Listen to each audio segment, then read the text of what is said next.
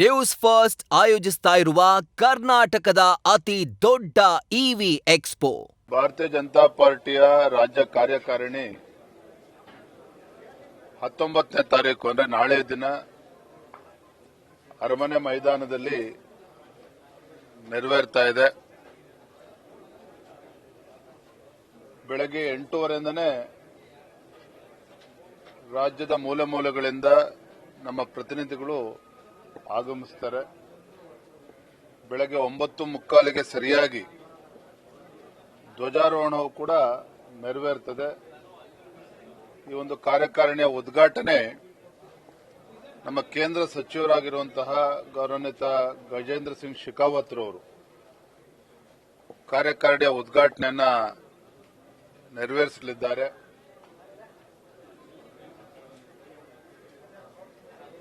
ಮಾಜಿ ಮುಖ್ಯಮಂತ್ರಿಗಳಾಗಿರುವಂತಹ ಸನ್ಮಾನ್ಯ BS ಯಡಿಯೂರಪ್ಪನವರು, ಸದಾನಂದ ಗೌಡರು, ಜಗದೀಶ್ ಶೆಟ್ಟರ್ ಅವರು, ಬಸವರಾಜ ಬೊಮ್ಮಾಯಿ ಅವರು, ಕೇಂದ್ರ ಸಚಿವರಾಗಿರುವಂತಹ ಪ್ರಹ್ಲಾದ್ ಜೋಶಿಜಿ ಅವರು, ಸೋಮಣ್ಣ ಅವರು, ಶೋಭಾ ಕರಂದ್ಲಾಜೆ ಅವರು, ಆಮೇಲೆ ಕೇಂದ್ರ ಸಚಿವರು, ನಮ್ಮ ಸಂಸದರು, ಶಾಸಕರು, ವಿಧಾನ ಪರಿಷತ್ ಸದಸ್ಯರು ಮತ್ತೆ ಎಲ್ಲ ನಮ್ಮ ಪ್ರತಿನಿಧಿಗಳು ಕೂಡ 1250ಕ್ಕೂ ಹೆಚ್ಚು ಪ್ರತಿನಿಧಿಗಳು ಈ ಒಂದು ರಾಜ್ಯದ ಕಾರ್ಯಕಾರಿಣಿಯಲ್ಲಿ ಭಾಗವಹಿಸ್ತಾ ಇದ್ದಾರೆ.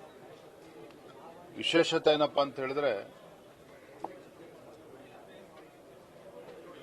ಮುಂದೆ ಬರ್ತಕ್ಕಂಥ ಉಪಚುನಾವಣೆಗಳಿರ್ಬೋದು, ಬಾಗಲಕೋಟೆ, ದಾವಣಗೆರೆ ದಕ್ಷಿಣ, ಅದೇ ರೀತಿ ಬಾಗೇಪಲ್ಲಿ ಉಪಚುನಾವಣೆ ಕೂಡ ಬರುವಂತ ಸಾಧ್ಯತೆ ನಿಚ್ಚಳವಾಗಿರೋದ್ರಿಂದ, ಹಾಗೆ ವಿಧಾನ ಪರಿಷತ್ ಚುನಾವಣೆಗಳು, ಜಿಲ್ಲಾ ಪಂಚಾಯಿತಿ, ತಾಲೂಕ್ ಪಂಚಾಯಿತಿ ನಮ್ಮ ಕಾರ್ಯಕರ್ತರ ಚುನಾವಣೆ, GBA ಗ್ರೇಟರ್ ಬೆಂಗಳೂರು ಅಥಾರಿಟಿ ಚುನಾವಣೆಗಳು, ಬಹುಶಃ ಮುಂದಿನ 6 ತಿಂಗಳುಗಳು ಚುನಾವಣಾ ಪರ್ವ ಅಂತಾನೆ ಹೇಳಬಹುದು.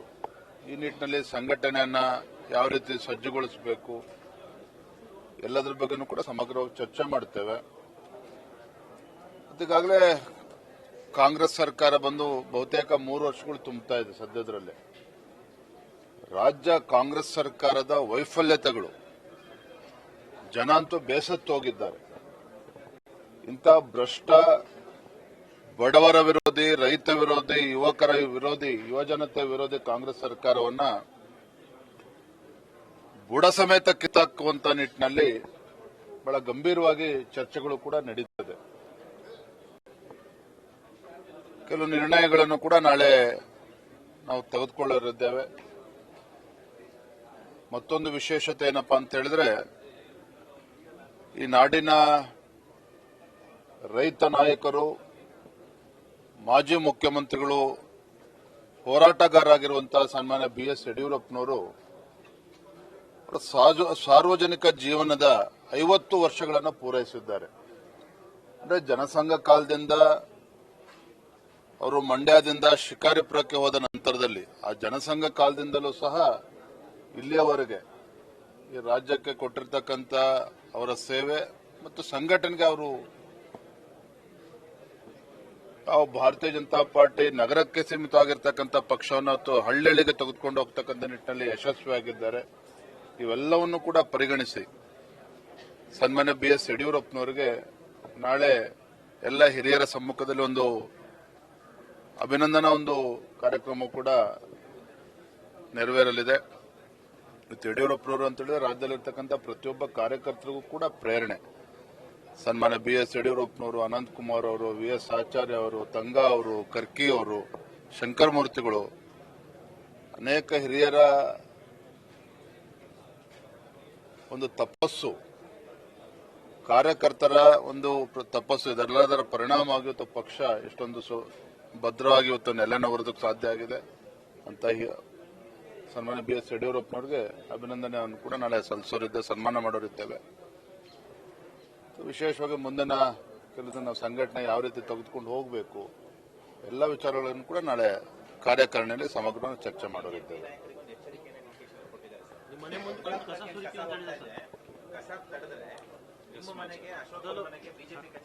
ಪ್ರಮುಖವಾಗಿ 2.5 ವರ್ಷದಿಂದ ಅನುದಾನ ಕೊಟ್ಟಿಲ್ಲ ಸರ್. ಅಲ್ಲಿ ಸ್ಮೆಲ್, ಲಿಚೆಟ್ಟು ಇದೆಲ್ಲ. ನಾವೊಂದು ಕೇಂದ್ರದಲ್ಲಿ ಅಧಿಕಾರದಲ್ಲಿರ್ತಕ್ಕಂಥ ಒಂದು ರಾಷ್ಟ್ರೀಯ ಪಕ್ಷ ಭಾರತೀಯ ಜನತಾ ಪಾರ್ಟಿ.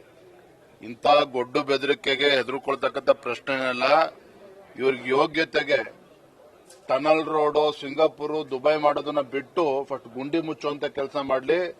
ಕಸ ವಿಲೇವಾರಿ ಇದೆಲ್ಲವೂ ಕೂಡ ರಾಜ್ಯ ಸರ್ಕಾರದ ಜವಾಬ್ದಾರಿ. ತಾವೇ ಉಸ್ತುವಾರಿ ಸಚಿವರಿದ್ದೀರಿ ಬೆಂಗಳೂರಿಗೆ, ಇದನ್ನ ಹೇಗೆ ಸರಿಪಡಿಸಬೇಕು ಅದ್ರ ಕಡೆ ಗಮನ ಕೊಡ್ಲಿ. ಈ ರೀತಿ ದರ್ಪ ಇವೆಲ್ಲ ಸವಾಲುಗಳಾಗ್ತಕ್ಕಂಥ ಅವಶ್ಯಕತೆ ಇಲ್ಲ. ಜನ ನಿರೀಕ್ಷೆ ಮಾಡ್ತಾ ಇರುವಂತದ್ದು ಬೆಂಗಳೂರಿನ ಜ್ವಲಂತ ಸಮಸ್ಯೆಗಳೇ ಪರಿಹಾರ ಕೊಡ್ಲಿ ಅಂತೇಳಿ. ಅಲ್ಲೆಲ್ಲೋ ಹೋಗ್ತಾರೆ, ಅಲ್ಲಿ ಅಪಾರ್ಟ್ಮೆಂಟ್ ಅಸೋಸಿಯೇಷನ್ ಅವ್ರಿಗೆ ಬೆದರಿಕೆ ಹಾಕ್ತಾರೆ. ಏನ್ ಪ್ರಜಾಪ್ರಭುತ್ವ ವ್ಯವಸ್ಥೆನಲ್ಲಿದ್ದೇವೆ.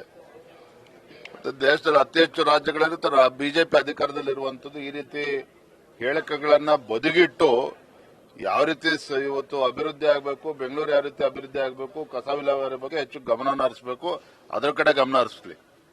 Thank you. ನ್ಯೂಸ್ ಫಸ್ಟ್ ನಿರ್ಭೀತಿಯಿಂದ ನಿಮ್ಮ ಪರವಾಗಿ.